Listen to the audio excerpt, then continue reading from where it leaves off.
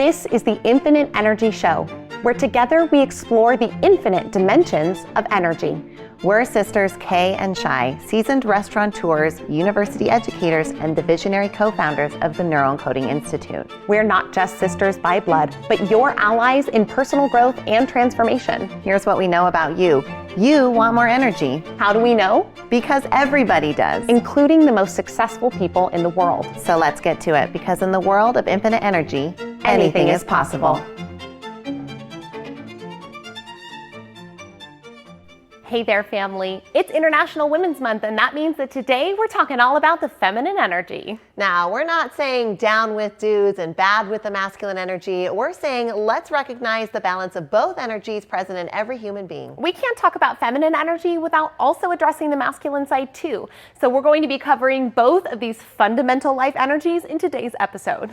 There is an infinite amount of ways that these two energies interplay into our lives, and today we'll examine the feminine energy and the way it presents in our relationships, our emotions, our spirituality, and more. So let's get started on today's episode of the Infinite Energy Show.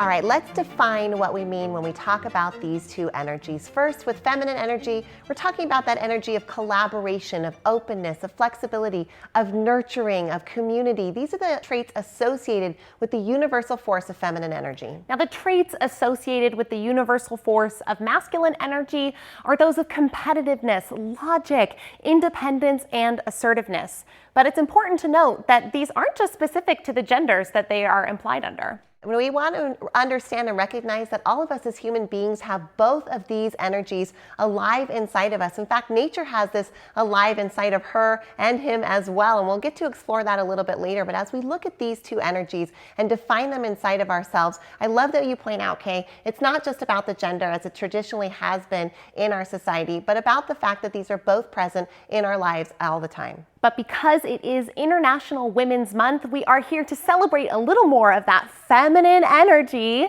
and to explore it further. Traditionally, our society has run as a patriarchy, and so the chorus of those singing for the empowerment of women and the feminine energy at large has grown bigger and bigger as time has gone on, and we're excited to sing right along here today. Now, it is important to note that historically and cross cultures, feminine energy has been celebrated on a lot of levels. For instance, in the Greek mythology, we have Athena. She is the goddess of warfare, and different than martial gods in other mythologies that we see, because she brings more about strategy rather than brutality. Additionally, if we travel a little further east, we see Devi, the mother goddess. But the thing about Devi is that she's also brought forward with aspects like Durga and Kali. And these energies are about protection, courage, and even chaos. We see feminine energy on both of its spectrums being brought forward again throughout history.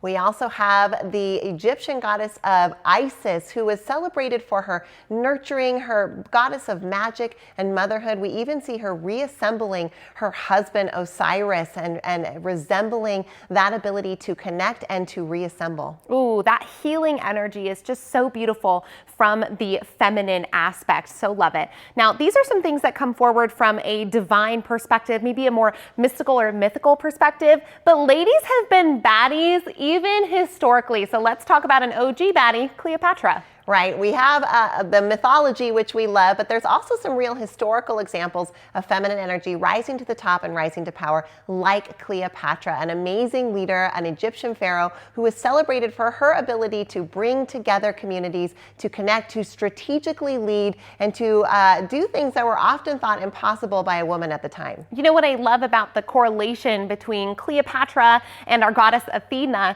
is this idea that success doesn't only have to come through brute force and brutality, that sometimes we win wars through strategy, and this is the difference between that feminine and the masculine approach. Now, we can't go through a historical example without talking about one of the OGs, Miss Joan of Arc. Now, she did have to pose as a man to get into the army that she served in, but she helped to lead a successful battle at just the age of 19. Now, we'll get to talk about a few more historical examples of women in leadership and rising to the top despite the patriarchy. But we're so excited that from mythology to history, there are examples of the feminine energy and women in general rising to the top, being celebrated and helping put on the pedestal feminine energy.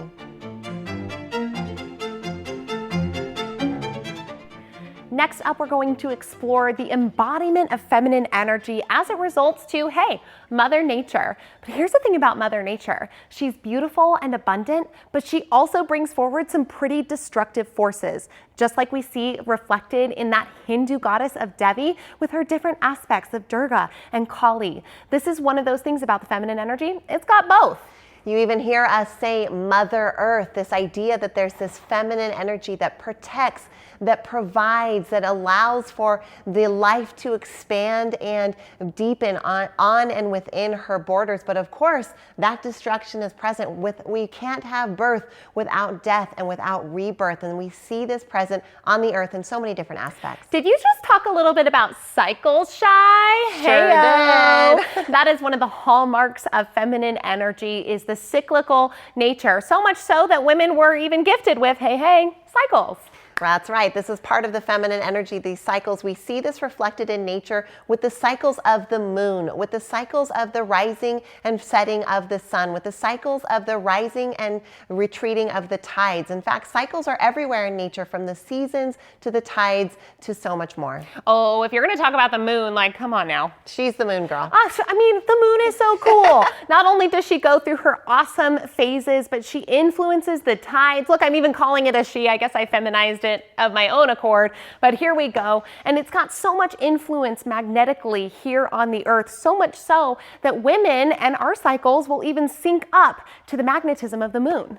When we look at water on the Earth's surface as well, which the Earth is about 70% water, we see it reflecting this feminine energy as well, right? We see it flowing. We see it creating. Life is the fertile crescent, is all about where the water is and where it makes it fertile ground available for that growth and that creation, all associated with the feminine energy. As we journey through the tapestry of nature, we see feminine energy so very present, as we also see masculine energy present, right? The nature is building constantly, expanding. There's real competitiveness in the natural order of things. And so where masculine energy is also present, so there is the feminine too.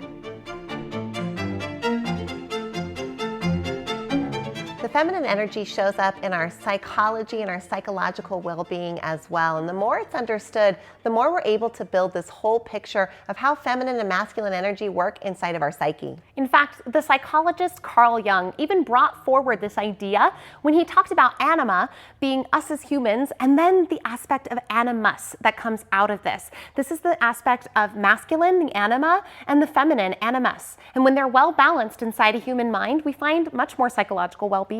The field of psychology is beginning to embrace and celebrate more and more this balance of both of these. In fact, we see it in the rise of EQ. We have IQ, which we already know is that intelligence quotient, how smart we are, how action-oriented we are, those traits that are typically associated with the masculine energy. Important presence to be, but what we know is that we get more and we have a better holistic understanding of a human when we have the rise and understanding, embracing of the EQ, the emotional quotient, our emotional intelligence, our ability to emotionally connect. Both of these are present in the psychology, and when the anima and animus come together, we have that healthier, happier human being. So what are some of those feminine aspects of the EQ? Well, the first one is empathy. If you've ever found yourself watching a movie and maybe getting a little tear in your eye, that's empathy at play. You're able to feel what someone else is feeling, whether they're struggling or happy or excited. You're catching on to that energy, and it's baked into us physically through something in our brain called mirror neurons.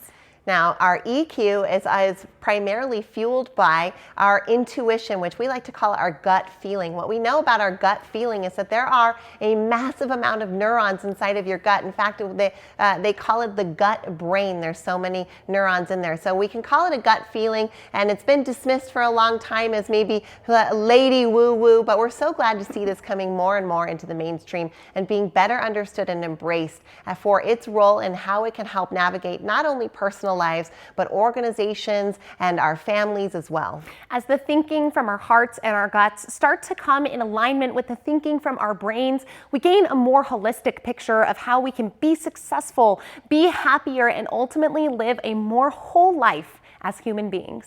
The feminine energy inside of our psychology, when married and matched with the masculine energy inside of our psychology, allows us to have better depth and more understanding and operate and walk this earth in a more whole and human way.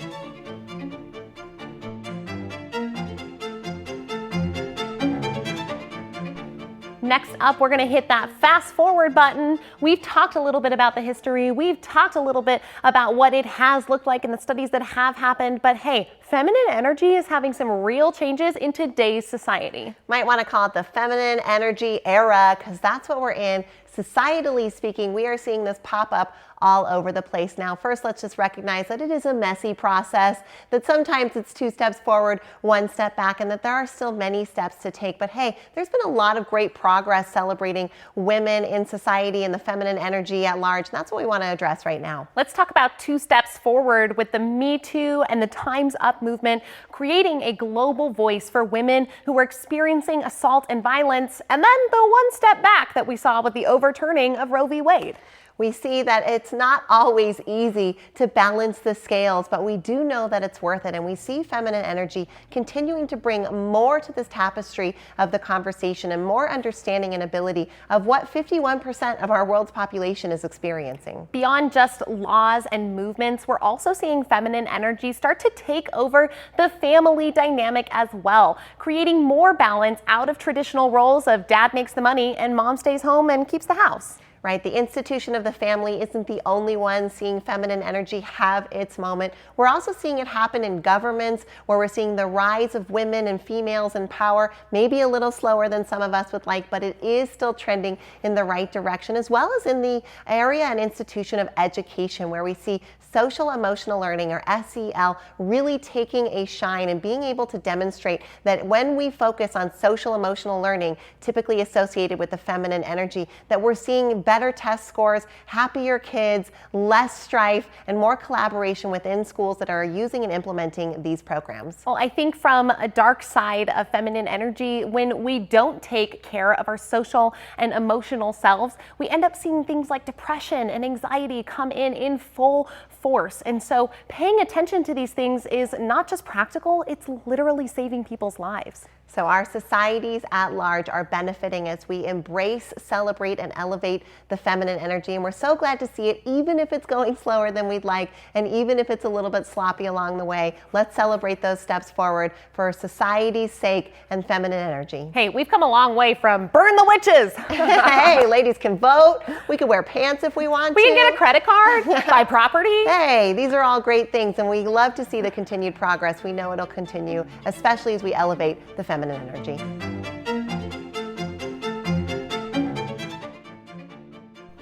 Welcome back to the cosmic carousel that is the Infinite Energy Show, where we put a topic in the middle and we view it from all different sides, all different angles. Today we're talking about feminine energy, and next we want to talk about how feminine energy is starting to see a real shift inside art and culture. Now, historically speaking, we've seen women in art having to trailblaze, having to pioneer, sometimes having to write or create under pseudonyms or male names in order to get their things out there. But we've seen them continue to persevere so they can bring artistic expression forward throughout history. You know who's a feminine artist that we want to take a minute to celebrate? The one and only Frida Kahlo. Frida even said, down with traditional feminism and feminist ideals that say women have to be beautiful. She embraced her unibrow. She drew self-portraits of herself as she was, not as she thought society wanted her to be.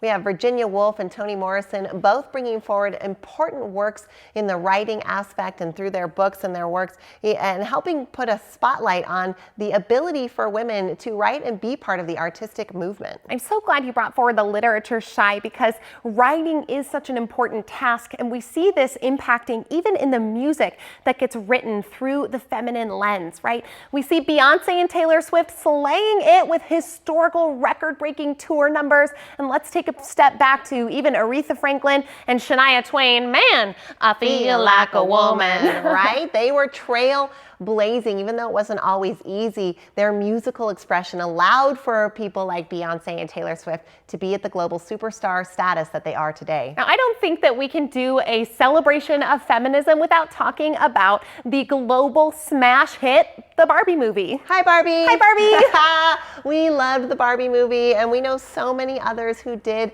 as well. And for those who didn't see it, I saw an interview recently with somebody who was saying, I didn't see it because it's a movie made for girls. Like, clearly you didn't understand. If you would have watched the movie, you would have seen it was really a reflection of society at large. And it was so powerful, I think gave voice to the feelings so many women in particular are having about feminism, about women, and about their place in society. One of the ideas that the Barbie movie brought forward that really hit home for the two of us was that the idea that as women, we're often expected to be pretty but not too pretty, nice but not too nice, to stand on our own 2 feet but also find a partner to depend on. And these dichotomies of the expectations around being a female can be very difficult to reconcile with. We were proud to see this represented so well in this great piece of cinema. We hope to continue to see women celebrated in artistic expression, women coming forward both in executive roles and in acting roles and singing roles and writing roles and so much more. Today's society has a beautiful tapestry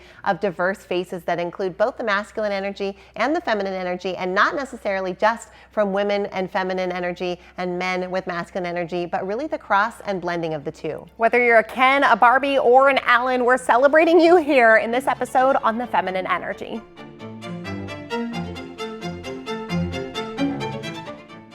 In continuation with our celebration of International Women's Month, we want to celebrate women in science and the presence of feminine energy in the scientific field. Now, we're going to start first off with the first woman to ever win the Nobel Prize. This is the one and only Marie Curie. She won a Nobel Prize for her work in radioactivity and was critical in helping us understand ourselves on an atomic level. How about Rosalind Franklin, who uncovered and discovered the double helix of DNA, bringing forward the next dimension of understanding when it came to that microscopic building block of life. She helped us see ourselves.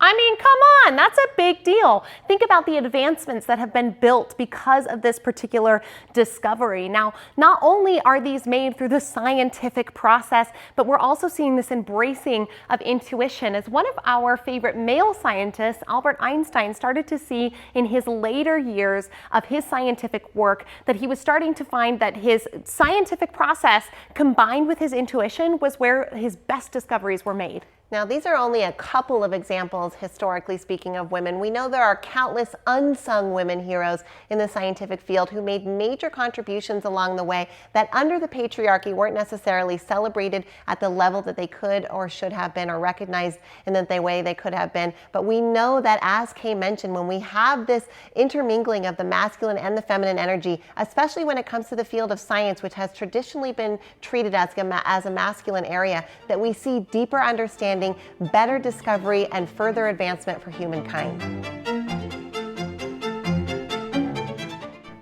Now, we live in a melting pot society here in the United States, but founded in this country was really a Christian and a Protestant ideal. We want to talk a little bit about the development of feminine energy in the Christian faith. Yes, and we've seen that from the spirituality sense that there's often been, we know that likely spirituality has often been associated with women, but the spiritual practice of religion has not always elevated women in the same way. In fact, has often worked to de-elevate or keep down women through history. And so keeping these different roles and this dichotomy at play has been rather difficult for the Institute of Religion and for women at large. And we're so glad to see that in today's society, it's getting a little bit better as things progress. But this idea that women inside of spirituality and feminine energy inside of the institution of religion has a place has been something that has helped advance the field at large. In the field of religion, women have often been seen as the subservient class. They've been written into historical religious texts as a subservient class. And so when we see this expressed inside of religions, we see this as women in the helping role, in the community role, in the volunteer role, and not necessarily in the leadership role. In fact, actively being kept out and banned and barred from leadership, which as we start to understand it, might not have been the original intent, certainly of Jesus. You know, one of our favorite characters in the Bible is actually a fairly well-known prostitute who was, fact check, not a prostitute at all, the one and only Mary Magdalene. Now, Mary Magdalene traveled with Jesus just like the other apostles did. And the Pope a few decades ago actually brought her in as one of the official apostles. She is the 13th apostle, known as the apostle to the apostles. She was the first one that Jesus came to when he rose from the dead. She was at his side when he died, and at his side throughout the many miracles that he performed through his lifetime. So we can see that religion has had a tangled relationship when it comes to feminine energy into women. And as we recognize this, it allows us to not say down with dudes or down with men or down with religion, but rather to celebrate and elevate the fact that there is a presence historically and currently for women inside of religion and inside of spirituality. It's amazing to see the celebration of both the masculine and the feminine energies in spiritual cultures across the globe, and to see the rise of unsung feminine heroes like Mary Magdalene in today's Told Stories.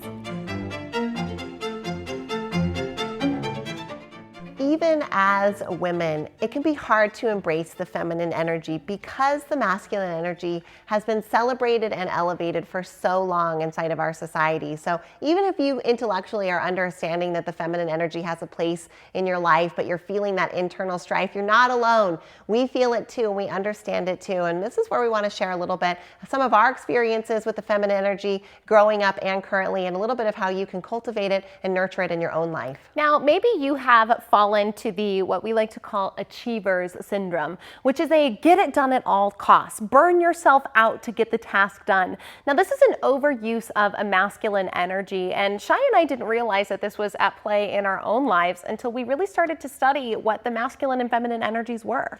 And understanding that there was room for both. In fact, without even realizing it, we had seen that we were societally programmed to celebrate and more value that masculine energy, right? That get it done, that aggressiveness, that even if you think back to the teachers that you respected most in grade school, middle school, and high school, likely, even though you weren't meaning to in a conscious sense, you more respected your male teachers than you did your female teachers. And we know that this comes from just thousands of years of societal programming. So it's okay, and again, not down with dudes, just understanding that this has been something at play for a long time, and until we bring it into the light, we won't understand it. We saw our own mom burning herself out, working at all costs. The to-do list was the most important thing, work was the most important thing, achievement was the most important thing, and sometimes sacrificing and dampening those things that we celebrate as feminine energy, the nurturing, the collaboration, the empathy, the emotional intelligence. Even her mental health at points suffered because of this endless pushing. Now, we found ourselves then getting into adulthood and pushing at all costs. But imagine if the tide did nothing but push against the shore and push and push and push. It would flood all of the land and we wouldn't have a healthy balance.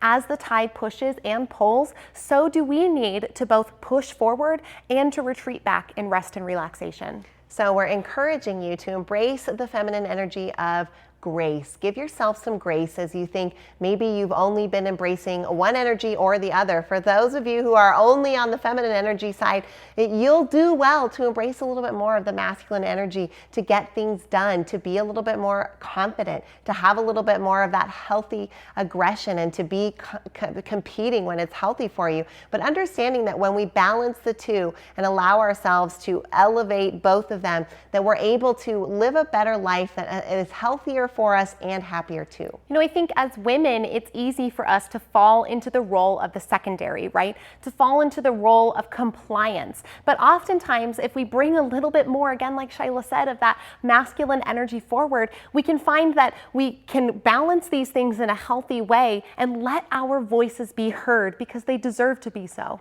So give yourself some grace, elevate those sides of you that need elevating, whichever side of the energetic equation it's on, and allow yourself to become a more whole, healthy, and happy human being.